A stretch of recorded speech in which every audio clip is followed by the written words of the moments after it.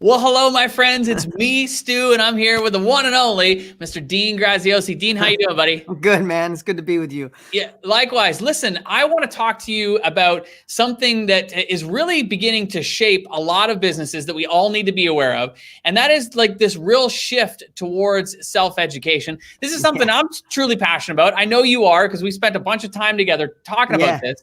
But let me just back up a minute and I want to hand the floor over to you. What are when I say self-education, what does that mean to you?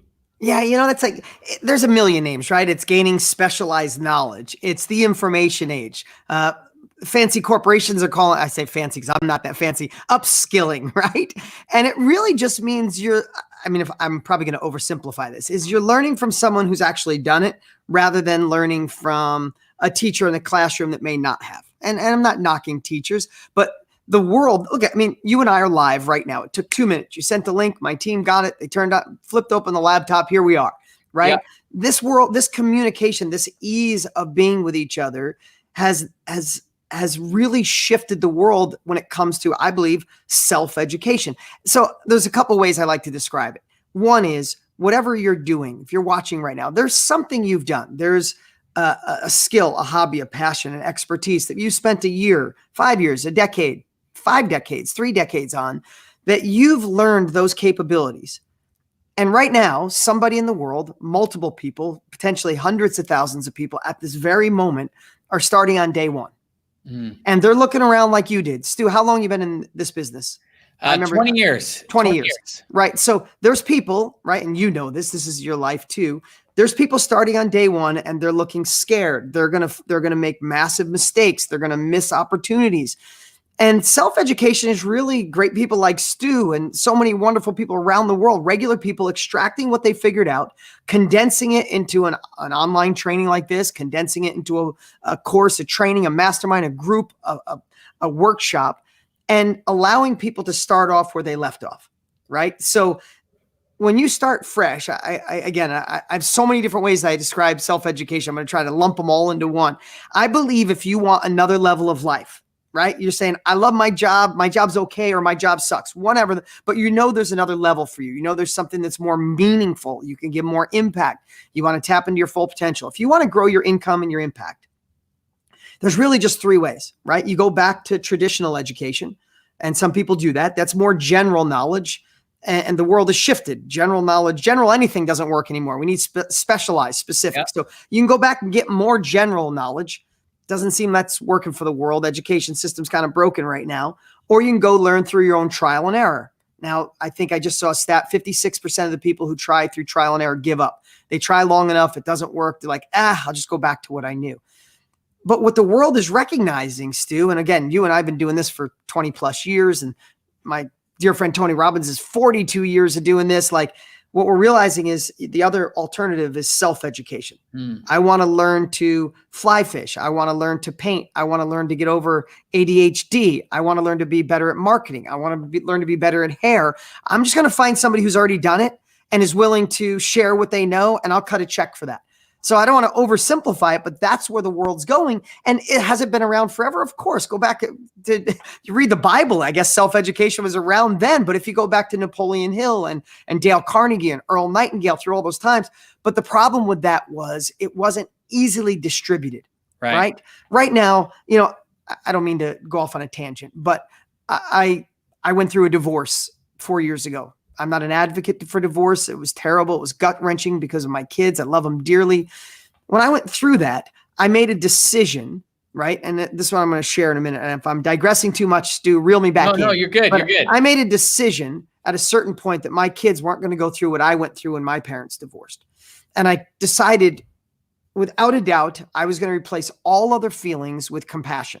That my kids were going to be front and center, not my ego, not being right, not my money, not my stress, nothing. My kids were first. Compassion replaced it. I went through a really bad spiral. And when I really anchored that in, I created a framework, Stu, that I went in a third of the way through the divorce. I saw it going bad. And then I created a framework. And let me fast forward 4 years later, I'm in the relationship of my life. I'm madly in love. I'm having a baby. I'm remarried. I'm not personally having the baby, but but I'm dear friends, better friends with my ex now than I was when we were married. My ex and my wife do co-parenting amazingly well, text each other, hand off like we put this whole process together. So you're like, okay, Dean, I was talking about marketing. You're talking about your divorce. My whole point is that was a mess I was in. And that mess is a message. If I wanted to train somebody, if I wanted to go out right now and find couples all around the world that are going into a divorce, that they're gonna have ego as the forefront, or being right, righteousness, like all those things that can only screw up your life and screw up your kids. I could train them to not fall in that ditch of despair and leapfrog. And that's the other part of this is like, we could be the expert, we could have a skill, or we could have experienced something that was brutal that we found a great way to come through, and we can have people avoid that mess. So I guess I went all over because this topic is so forefront on my head with all that's going on and going live soon and all this. But the whole point is how we get to change the world, how we lead into this self-education movement is to really understand that the world is shifting. People are saying no to general knowledge and typical education. They're saying no to trial and error, and they're looking for you. I mean, you, Stu, and you, everybody who's watching, to extract what you know and help them go faster, or take them through a mess that you fixed and give them the solution so they don't have to go through the mess. Did I butcher that, or is that all right? No, dude, it's amazing. And by the way, like I just want to acknowledge you because there's a bunch of people leaving comments, and thank you for that. Like Jody just said here, the way in which you handle your kids, that's the way it should be, and putting your kids first. And I think it's Carmelina said, a blessing for putting the kids first. And I think the reality of it is too, Dean, and this is what I found, and I'd love for you to speak to this, but so often we underestimate and undervalue our experience, our messes, and the value that can bring to others. Like, I'll just share a quick example. A buddy of mine, his name's Clay. And he's like one of those like super handy guys, can fix anything, can build anything. And he's an electrician by trade. So he created like the most amazing like man cave, home theater. So like whenever we get together, we're always getting together to watch like the UFC as an example. We go to Clay's house. Yeah, go to Clay's house. Yeah. It's like this amazing room. And I said to him, like, dude, like, why don't you teach this? Like, teach how to do this. Like, I guarantee you, there are so many people who would love to have like a theater like this in their basement. And he's like, oh man, like you could just learn it all on YouTube. And I'm like, no, you can't. People can't just like get all this random information on YouTube and somehow piece it together to somehow be able to create this. I'm like, what they want is they want somebody to just tell them what specifically to do. And so, I was talking to him about, being able to package his knowledge, package his experience in creating this amazing home theater. And he's since done it for a whole bunch of other clients. But this is my point here, is that so often we underestimate what it is that we know how to do. Can you kind of speak to that a little bit? Yeah. Well, listen, so I'm going to give you another example. It's the best way I love to learn. So my wife, we've been together 3 years, got married last year. My wife was voted the top hairstylist in Arizona for 8 out of 10 years. She's amazing. You have the chance, my wife. And yes, she's amazing and awesome. And so when I was talking to her, so her business is thriving, and now she's part of my life she wants to do. And we're going to launch this year her first training on how she does what she does. So this is the part that I want to tell you what's changed so much. And there's a million ways to look at it. But because we have access to the exact person that wants exactly what we serve, we don't have to go broad. We don't even have to go in a niche. We don't even have to go in a niche within a niche. We could be a niche inside of a niche inside of a niche. And there's still endless amount of people that want exactly what you know, right? If you're an accountant, there could be a million different niches inside of being an accountant. So my wife, for example. So we're talking about doing her mastermind or doing a training. We just got her new facility done, and it's going to launch, and she's really wanting to understand it because she knows what she does. And she's like, well, I just kind of work hard. It's like, no, every single hairstylist in America, in the world, work hard. Their back hurt, their feet hurt, they're on their hands all day, working their hands all day, but they make $32,000 a year, and you made $250,000 a year. There's a big difference. It's not your hard work. It's a process. Yeah. So all I said was, what are some of the things you do? And she's like, oh, well, I get great young girls that want to learn, and I juggle 2 different assistants at the same time. So I always got this rotation. I'm like, oh my God, that's one of your unique abilities. What else do you do? And what else do you do? So the reason I'm sharing this with everybody, because as you're thinking, I don't know, maybe I'm good at something, maybe not. Listen to this. She happens to be a great hairstylist, but we're not going to do a promotion that says, hey, hairstylist, would you like to do better? Because that's this big monster casting a wide net. She specializes in hair extensions. So we're only going to go after women who are in the hairstyle business that want to learn how to do hair extensions. But she doesn't do all hair extensions. She only uses one method that I guess doesn't give the girls a headache. It doesn't feel crimped. It doesn't look fake. It's real hair, and it takes half the time to do it. So when she first thought about it, it was like this, like, how do I help girls in the hair industry? That seems heavy. But I said, could you help women or men in the hair business that want to do extensions, that want to do that exact style extensions, that want to learn the 2 or 3 things that you crack to do so well? She's like, oh, I could do that all day. I'm like, oh, and I said, here's the cool part. Mr. Facebook and Mr. Google and Mr. YouTube, they've done all the work. You could target pregnant moms who make $100,000 a year that like peanut butter and jelly and do Pilates. Like, they track everything. I don't know about you, Stu. Literally, we talk about a baby and then I look on my phone and there's strollers. Like, they're listening. They know everything everybody does. So the world is it's the technology side with people finally realizing, wow, I don't have to learn this on my own. I can extract it from people. And I think that's where we're at. Yeah. And what's exciting about this, and this is why, I wanted to bring this to our audience, is to really understand the opportunity here. Because as business owners, as just individuals in life, there's an opportunity to be able to add a whole nother revenue stream. So if we go back to my buddy Clay, who's an electrician, like, that's a whole nother revenue stream that he could be creating, teaching people how he built the home theater. Another one, as an example, I was in Hawaii, Dean, and this is very relevant because this is what happened. I was in Hawaii and we were flying to Phoenix to your event.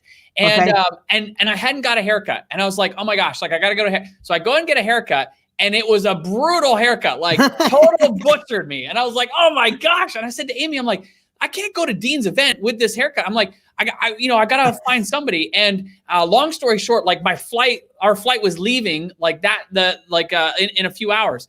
And so we went online and we went to like this review site. We found like this traveling barber.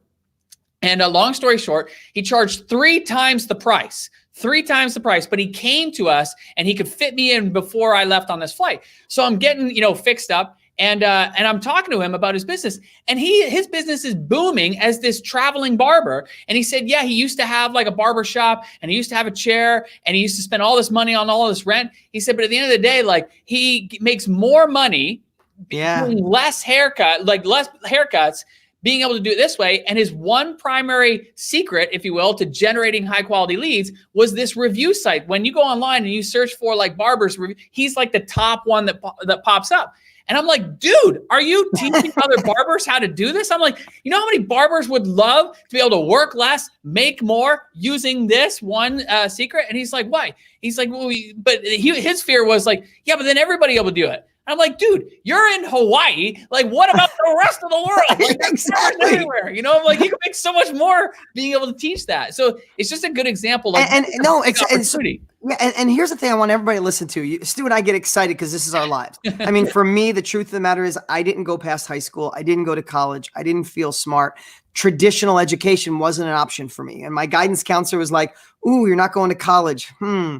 And she literally said, you can work on cars with your dad. And she knew my dad didn't do very well financially. She said, or you can get an application at the local factory. They were back then, this is how long ago it was $4.85 an hour they were paying.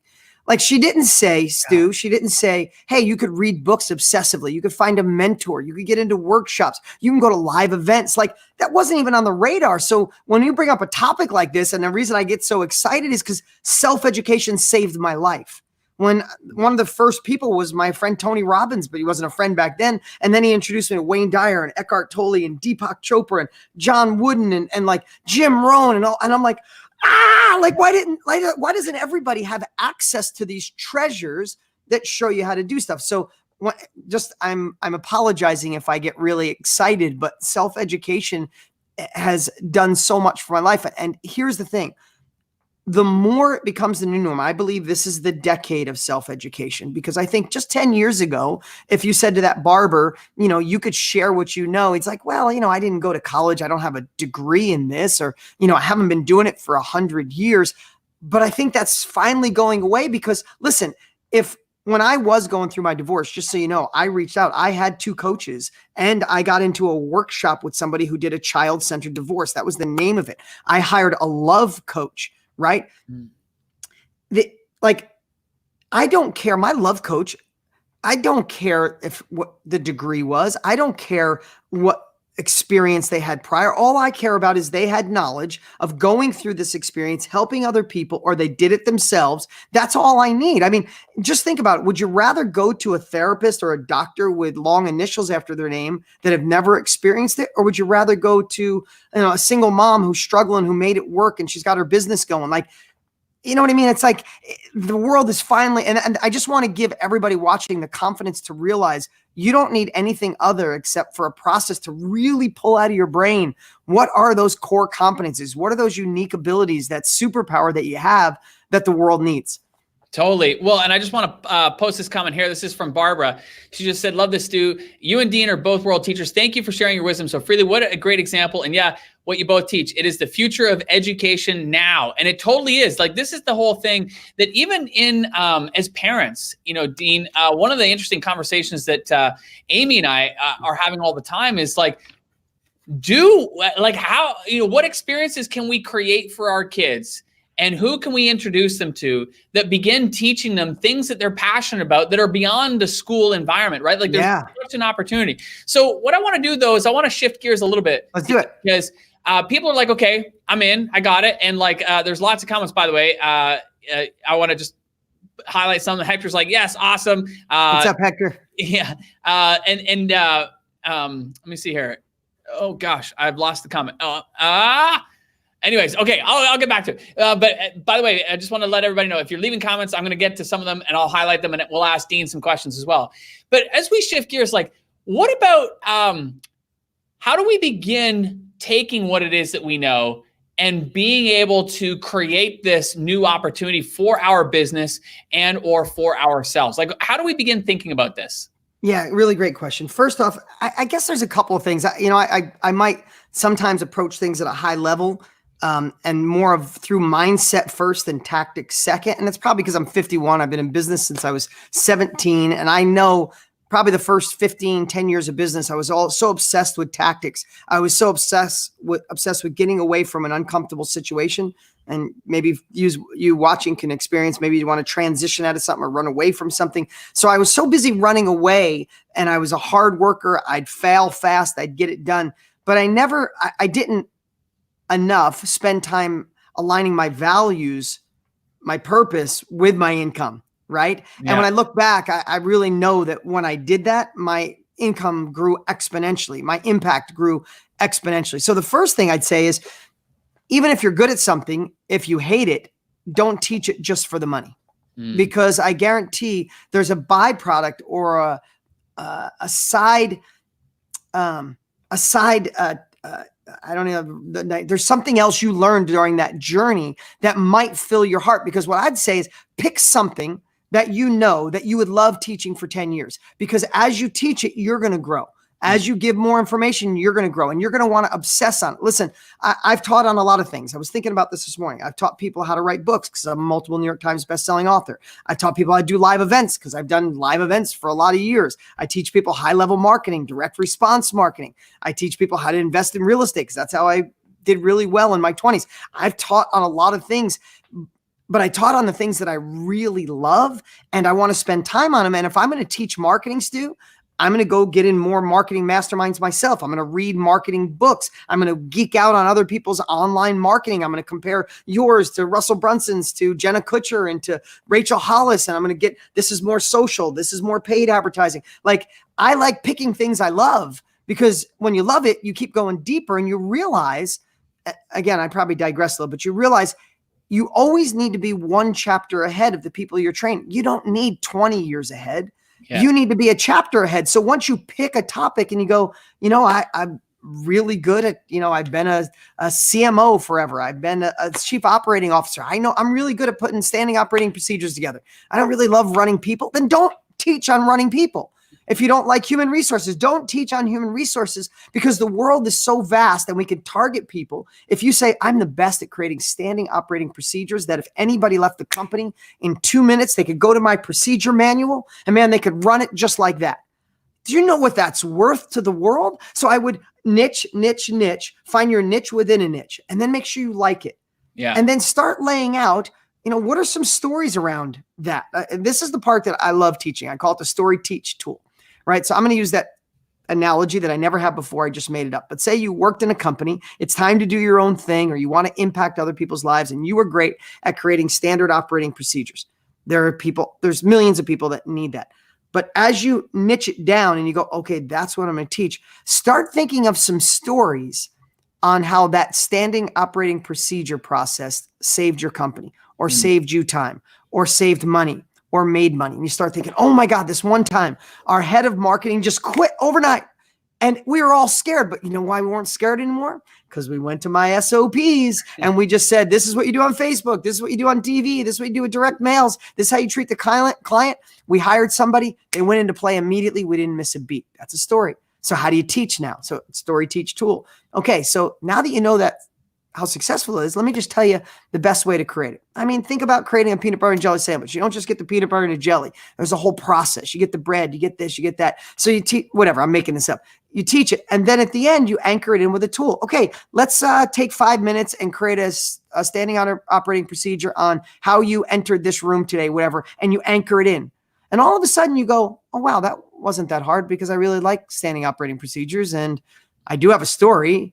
I do know how to teach how I created that story, and I could give them a tool. And when you have that framework, that's just one little piece of it, Stu. Yeah. All of a sudden, the biggest thing that has to be eliminated from your mind is the limiting belief that you have to be somebody different than you.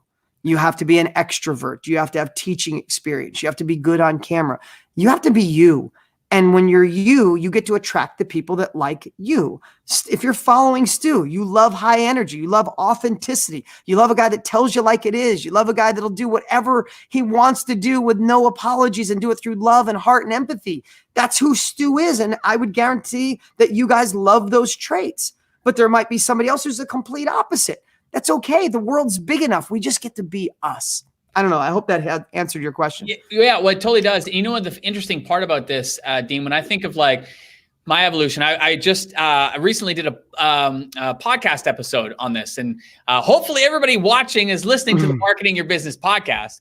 But I just did an episode entitled My 4 Biggest Lessons from My First 4 Decades, because I just crossed a big milestone, Dean, just turned 40. So I was like, wow, I know, I was in reflective mode. And one of the lessons came from the last decade, and which was a mentor of mine, Mr. Reed Tracy. He helped me uncover what was right underneath my nose, which was the expertise that has now essentially been the backbone for our company, helping business owners and entrepreneurs add recurring revenue to their business with membership sites. But what he helped me uncover was realizing that, like, I had been doing this and was passionate about it and loved it for years. And I'd helped tens of thousands of people. But even connecting the dots, like I was deep in the trenches, connecting the dots that this could be its own separate thing. And one of the things that he helped me realize was that not only was it an opportunity, but becoming known for that specific thing is what has enabled me to grow so quickly in the last several years. And this is one of the things that I think I want to share with people, that oftentimes we get stuck thinking that we have to be everything to everyone. And I know for me, I went through a period of time. I used to have a brand called My Idea Guy, and I used to try to teach all marketing strategies to all business owners. And it was hard. It was heavy. And I never, because you can't be everything to everybody, and you feel like you're letting people down. Totally. And it was just so slow, and it was frustrating. And then when I focused in on membership sites, it was like that one. Once I had that specific focus, I love it. Boom, everything took off. Now it's easier for people to share what it is that I did. Now there was more interest, and now we gained so much more momentum. And so I think that this is a really important thing, because as you were saying, Today, there's more opportunity than ever to really specialize in a certain area and have a focus. I remember years ago, I came across somebody who had built an entire business around helping people understand and use Evernote. He was passionate about Evernote. This was a tool. It wasn't even his tool, but he had built this highly successful business helping people understand Evernote. And people might say, yeah, but Stu, there's like tons of free tutorials and this and all that. But people don't want to have to sift and sort through all of that nonsense. They want the clarity of coming to one source and being able to have that clarity and move forward. Speak to us about that, Dean, because the reality of it is there is a ton of free information out there. So why would anybody want to pay for what it is that we have to share? Yeah, I think about that because people are ready to cut checks for speed. I mean, more than ever before in history. Listen, how many of you, if you could raise your hand, have a gym membership, but you don't go? Right? You know how to work out? Go to YouTube. You can figure out the best workouts on the planet on YouTube. So go to YouTube and then hit your gym. Okay. But when you hire a coach and he's waiting at the gym at 6:15 in the morning, do you show up 99% of the time? Heck yeah, you do. Because we are creatures of running away from complexity, right? Did you ever try to eat, say you want to go plant-based? You ever tried plant-based? I have. And I failed 3 times because I get lazy. Do you know why we're doing plant-based now? Not 100%, but we're doing it mostly because every day meals get delivered to my office and we eat plant-based because someone does it for me. And you know what I look like? Look through the lens of, like most people do, is I'll just work an extra hour or 2 hours harder a week and I'll pay for those meals just like that. Why am I going to go figure that out when someone who's already been there can show me? Why am I going to figure out how to screw up my kids when someone can tell me how to do a better divorce? Why am I going to screw up meeting the love of my life when I can go to a workshop to show you how to be a better version of yourself so you attract the right human being in your life? Like, that's where we are as a world. It's like my father would say, why don't you figure it out on your own? That's a different generation. That's a different time. We want to do what we do, and we want to pay someone for their expertise. I mean, at the end of the day, the most costly advice in the world is bad advice. And the most loss of time is trying to figure out things on your own. Listen, you were talking about the different, that crazy, different niches that people are doing. We had a girl, think about this. We had a girl who said that she had the opportunity to be around a wolf, a live wolf, and she's a painter, and she was going through a really tough time in her life. And she decided to paint while she was laying next to wolves. And she said they're like majestic being. It put her in a space. Her art came out the best. She's on her 5th workshop now doing painting with wolves. Like, literally, people come, wolves lay around and they paint, but it's not about the painting. It's about painting what's holding them back, or what they're really sad, or what they're stressed over. And this ease, like the craziest things you could possibly imagine, but she filled it up. Right. I mean, the greatest gift of this conversation, I hope, and Stu, I love being with you no matter what, and sharing with you, is I really hope that we open up your eyes to see that our number one desire, I believe, is to make an impact, to do something memorable. When we are at the end of our lives and we're chatting with our maker, I believe we're all going to say, I was able to do this. And I think if we're not able to say that, I think we're missing out on something. I know how passionate you are with your charity, Stu. I've helped you with, and I want to continue to help you because I watch your passion in that. Like, God, life is so amazing when there's something you're passionate about. And I know all of us are passionate about impact. So if you're ready for a transition, if you're ready to do something different, if you're ready to bolt on something new, all we're saying is keep your eye open for the knowledge industry, because there's listen, something other people don't, and they want it. Yes. And that's the best way to think about this. Yeah. And I always share with our audience, in the land of the blind, the one-eyed man or a one-eyed woman is king or queen, because like the reality of it is that's what you hit the nail on the head earlier in saying that, like, you don't have to know everything. You just have to know a little bit more than the people you're sharing it with. And, exactly. And what makes that attractive also, by the way, is that you're so much more relatable to those people. Somebody who's got, that's way, way further down the line, it's harder to relate to somebody than who is just a few steps in front. True story. And there's so many great comments coming through. I just want to thank everybody for posting. Ashley just said so many amazing quotes, Dean. She said she loved your one. People are ready to write checks for speed. Couldn't agree more. This one here, I know Mary really well too. Mary said so much bad advice out there, especially in the autism world, which is her niche. Great discussion. And Mary's on a mission. That woman is Love changing it. millions of lives when it comes in the world of autism. And okay, so I want to, by the way, Mary just sparked an idea for me. In the comments, let us know like what topics that you want to help people with. Let me know in the comments. Yeah, that'd be great. I'd love to see it. Post those too so I could see them. Yeah, definitely. Okay, so a couple things that I want to shift gears. I know, Dean, one of the things that people hear out of my lips all the time is the power of membership sites. This is why, this is my bread and butter. This is the thing that I'm most passionate about. And you're the best in the world at it, brother. Well, believe me. I appreciate that.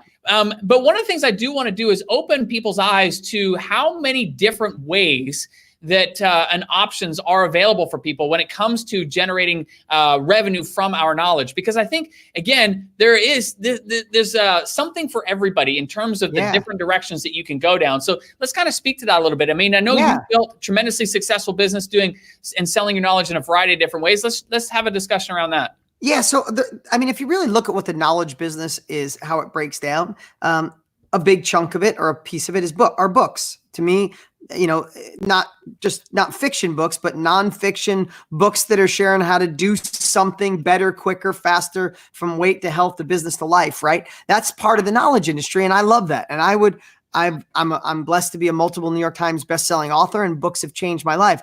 The reason that it's not the thing that I scream from mountaintops to tell people to do is because, excuse my language, writing a book is a bitch. like it is, I've written 6. I just released my 6th one. I love it, but it's usually about a year process. And it's like 6 months it's done. And then 6 months of beating yourself up on why that chapter's not great and that shouldn't flow there. And again, I love books, but it's kind of hard. And in today's world, you can't just hope to get a book deal and stand back and they sell. You have to have a really compelling marketing plan. So love books, but I don't think it's the easiest way to make impact. Like if I'm going to talk about speed of, if you want to take speed of implementation and speed of impact, it's not a book to me. Courses, love courses. But a lot of times in today's world, you got to really step up your game and build a great course. The days of, filming 3 videos and slapping it up on a Kajabi or a ClickFunnels account and hope it's a course. There's just too many out there. So build a course. I suggest it. You should do it, extract it, do it, but build a gold standard course, like build it real, right?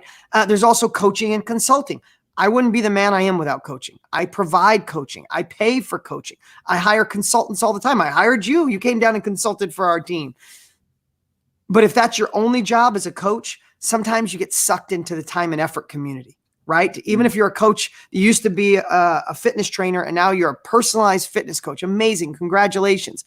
But even if you get $150 an hour, you're still on payroll. You're still a time and effort guy or girl. You still get $150 every time. And there's a point where you want exponential growth. The reason I love groups and masterminds and workshops and communities and what you do, Stu, is because it's where you have 2 things. You have the opportunity for exponential impact, one to many. You're part of a membership group. You have one presentation. You get to impact hundreds, potentially thousands, potentially hundreds of thousands of people all at once.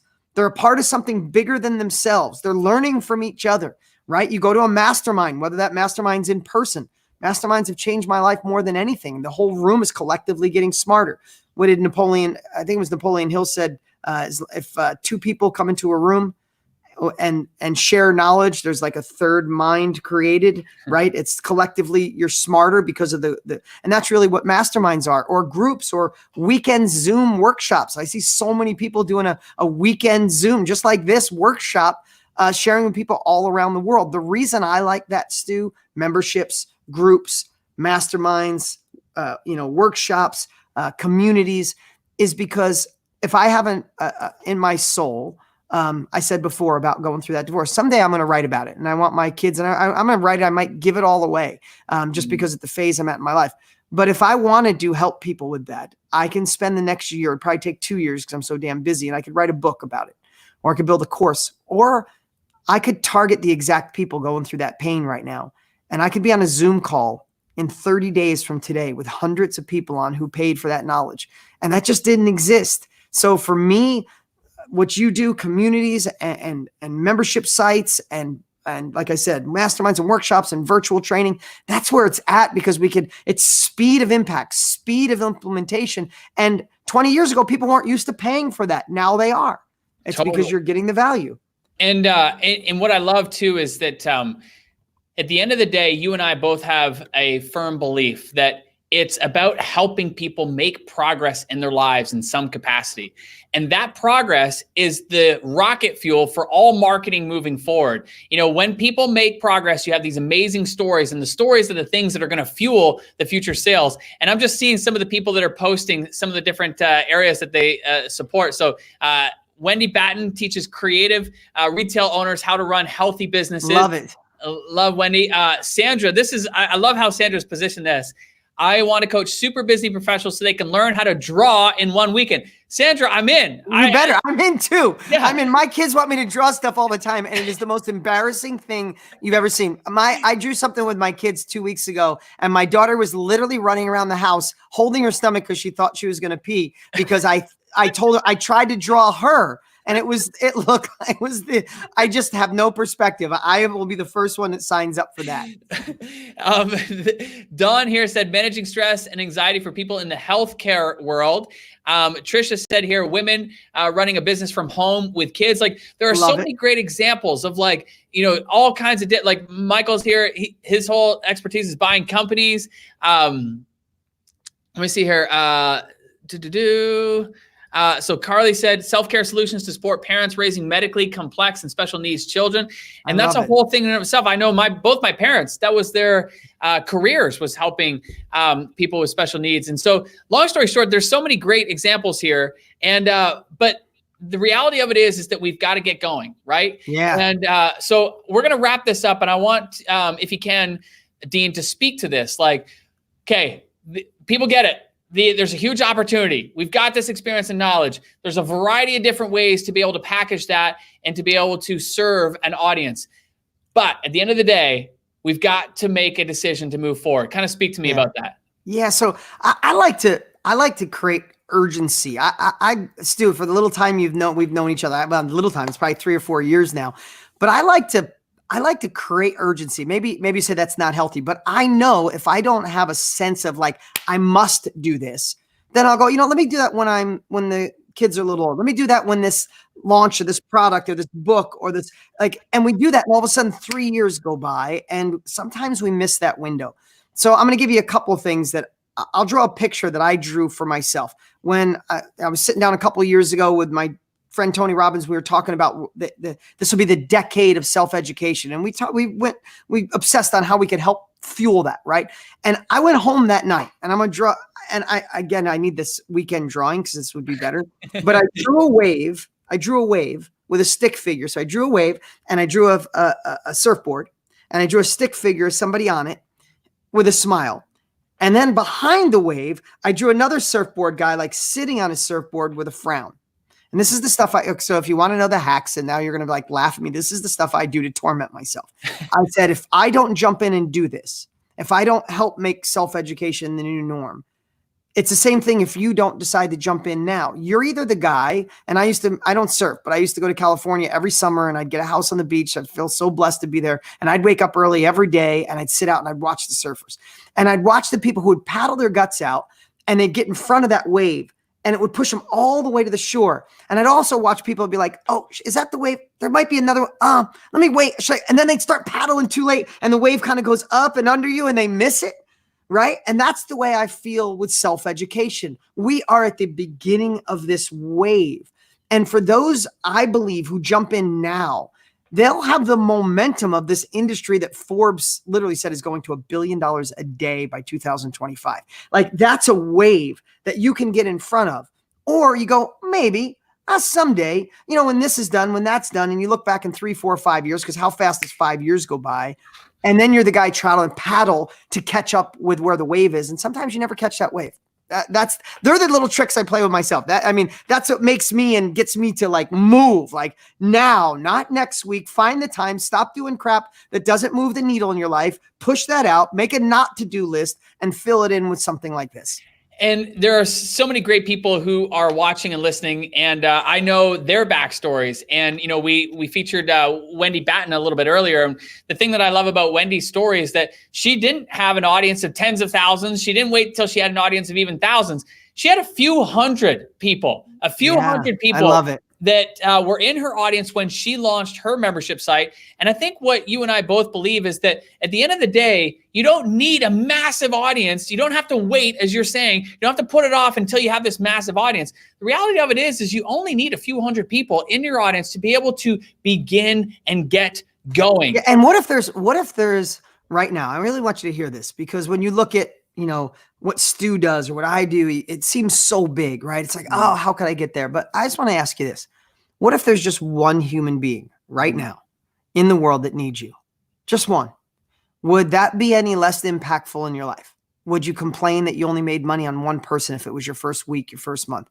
What if one person needs to know, I know you're already massively successful. I think you said Mary with autism. Was it Mary? Yep. Yeah, like you're already massive. But before you started, right, there was a family with a child with autism. What if, what you've done, and that's why you probably keep growing it. What if there's someone that, not to be less serious, but someone like right now would love to learn how to draw so they could connect with, like, the reason I want to learn how to draw, and I know this is going to sound crazy, is because my daughter's 13 and I need something else to bond with my daughter. She loves to draw. She's probably going to do something in art. I want to learn to draw better because I see, not distancing. I love her more than life. She's my best friend, but she's going to be 14 this coming year. This year, she's going to be 14. And I see some things changing, and I want to create 2 or 3 habits that we got, right? I need that, right? There are people, just one person might need it, but then when you help one, it leads to 4, and then it leads to 8. And then all of a sudden you look back, and it's that, Bill Gates says it and Tony Robbins says it, is we all overestimate what we can do in a year, and we underestimate what we can do in 5 years or a decade. You're going to want to start something. So why not start now? The next 5 years is going to go by no matter what. The next 5 years, you're still going to hit ups and downs and have trials and tribulations and failures. You might as well be doing something that you feel can change the world and create exponential success for yourself. Well, Sandra's got you covered, Dean. She said we could do a daddy-daughter session, and bonding through art is amazing. I get it, Sandra. In fact, that might be your niche within a niche. I was just going to say that, like, if there was a daddy-daughter weekend or workshop, Sandra, I know you both have Dean and myself with my daughter, Marla, because I think and even that's a perfect example of taking like that niche and even being able to, make the offer so much more powerful by narrowing. And I don't mean to digress, because you and I could talk about this all day. I don't mean to cut you off, but think about that, Sandra. If you promoted next week and said, hey, I'm a great artist, let me teach you how to draw, you would get lost in the waves, right? You would get lost in the sea of different color shirts, right? Or same color shirts. That's what I always think in marketing, like everybody's got the same color shirt on. How do I have the only red shirt in a sea of black shirts? Why do people see me? Right? So if you think, I want to teach people to draw, I want to teach you to draw over a weekend. But what if you said, I want to teach you how to reconnect with your children? If you have any children that are in the art world, there's nothing more bonding than art. Let me show you guys. Like, if you think of going through that framework, all of a sudden you are the red shirt in a sea of black ones, and you are booked next weekend. Yeah. And it's crazy, because as soon as I saw Sandra post that, like I could feel myself being, pulled into it. So Sandra, I know Sandra well, and I think it's an amazing thing. But I think at the end of the day, the urgency that you were creating, I think, is really important for all of us. And I just finished recording a training that is all about this, is about getting what we are creating out into the world faster. Because at the end of the day, version 1 is always going to be the worst version you ever put out. Yes, exactly. So get it out so that you can learn as quickly as possible how to make version 2 and 3 and 4 and 5 better and better and better. And the only way to do that is by working with real people who are going through your programs, going in your masterminds, in your workshops, and so forth. And I want to kind of share with everybody, because not many people know this, but people see Tribe today, which is this monster company where we have thousands and thousands of people who come through and learn how to add recurring revenue to their business. But it all started with one workshop. It was a workshop that where we hosted this small group of people, and that first workshop, this was the first time I was teaching the tribe concept. So like I had a curriculum that I had kind of outlined and I was teaching it. But during that first workshop, I discovered some things landed and some things didn't. Okay. So then I look at the things that didn't. Okay. What do I remove from that? What do I tweak from that? Where do I put some more emphasis? What do I need more time? And then I did a second workshop and I improved the process a little better. And the third workshop I did, and then the fourth workshop. And by that time, I'm like, okay, now I feel like I've got this content in a rhythm. And that ultimately then led to creating the Tribe program. And wow, I love it. 3 years later to where we are today. And so it all started by starting small. Yep. And I think sometimes we forget that. Like we look at, the Deans and the Tonys and the Russells and so forth, and the Jenna Kutchers and so many other amazing people. And we forget that like it started somewhere. It started somewhere, and it didn't always start with this booming huge success. Absolutely. I love that.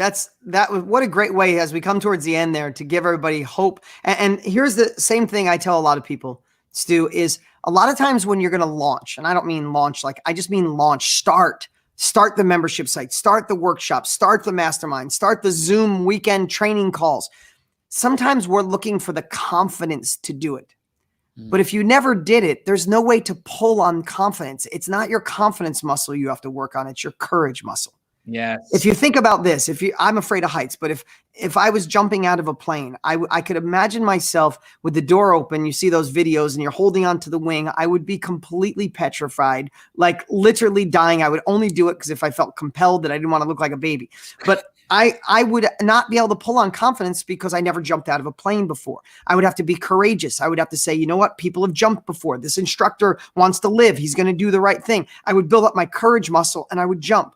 But what would happen if I did that 4 weekends in a row? What would happen by the 5th weekend, by the 5th workshop, by the 5th online training? I'd be at the door with my phone like this, like, what's up? I'm jumping out of a plane. I'd do a backflip and go. Why? Not because of any other reason except I already jumped in the game. I learned what to do, what not to do. My courage turned into confidence. And then when your confidence is worked over and over again, that turns into wisdom and experience. And that's when you start really exponentially growing. So get your courage muscles going this week. Amazing, Dean. Everybody, give Dean some hearts and love, buddy. I want to thank you so much. Oh, you're welcome. Here today, and I'm excited. I'm excited because this is a new era. This is a big opportunity for people in all kinds of different spaces. Whether you have an existing business and you want to add additional revenue streams to that, or whether you are in a job and you're looking for ways to add additional income to yourself, there's so much wisdom contained in your experience, in what you have done, what you've gone through. And as Dean showed, even the messy parts of life can be turned into a great opportunity. Dean, you're amazing. Thank you so much. I appreciate it, man. Take care. Nice meeting you all. See you.